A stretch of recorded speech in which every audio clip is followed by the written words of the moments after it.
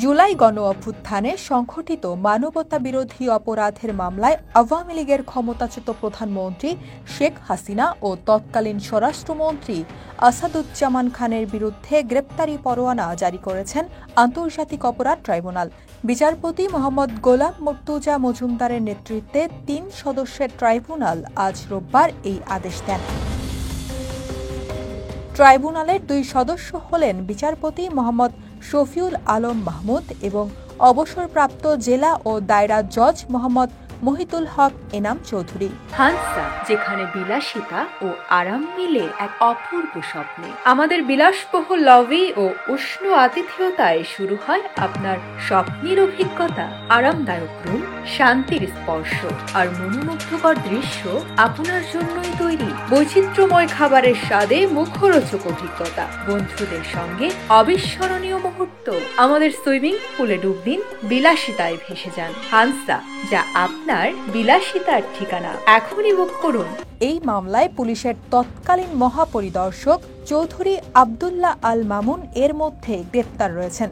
শেখ হাসিনা ও আসাদুজ্জামান খান পলাতক আছেন।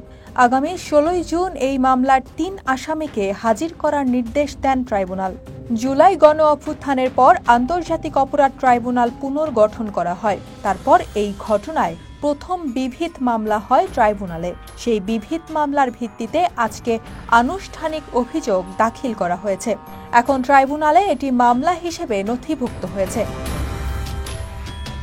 আনুষ্ঠানিক অভিযোগে শেখ হাসিনা সহ এই ৩ জনের বিরুদ্ধে মোট ৫টি অভিযোগ আনা হয়েছে।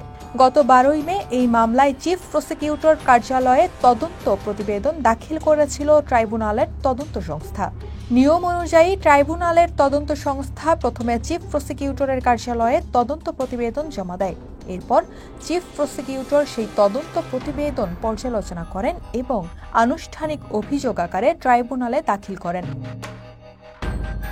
পুনর্গঠিত ট্রাইব্যুনালে শেখ হাসিনার বিরুদ্ধে মোট ৩টি মামলা হয়। এর মধ্যে জুলাই গণ-অভ্যুত্থানে সংঘটিত মানবতাবিরোধী অপরাধের মামলায় শেখ হাসিনার বিরুদ্ধে আনুষ্ঠানিক অভিযোগ দাখিল করা হলো। এছাড়া আওয়ামী লীগ শাসনামলে ১৫.৫ বছরে গুম খুনের ঘটনায় একটি মামলায় তাকে আসামি করা হয়েছে। তার বিরুদ্ধে অপর মামলাটি হয়েছে রাজধানীর মতিঝিলের শাপলা চত্বরে হেফাজতে ইসলামের সমাবেশে হত্যাকাণ্ডের ঘটনায়।